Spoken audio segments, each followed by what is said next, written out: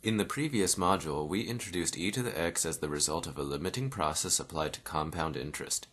For operational use, we are working with the equation e to the x equals 1 plus x squared over 2 factorial plus x cubed over 3 factorial, and so forth.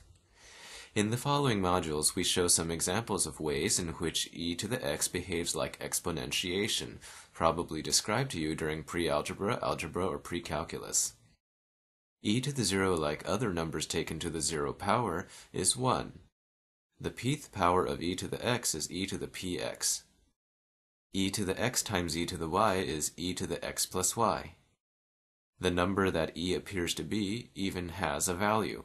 E to the 1 is 2.7 and some change. Property 1. E to the 0 equals 1. Substitute for x the value 0 in e to the x. This means substituting 0 everywhere x appears in the power series. Only the first term in the sum remains. The rest vanished, so e to the 0 is 1. So what? Why should one care that e to the x at x equals 0 equals 1?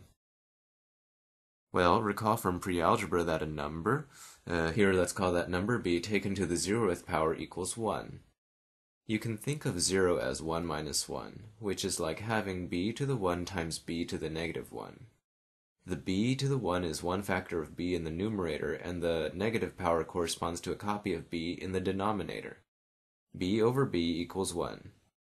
Again, a number taken to the power 0 is 1, and e to the 0 seems to fit this pattern. In the next module, we show that e to the x follows an exponent multiplication rule.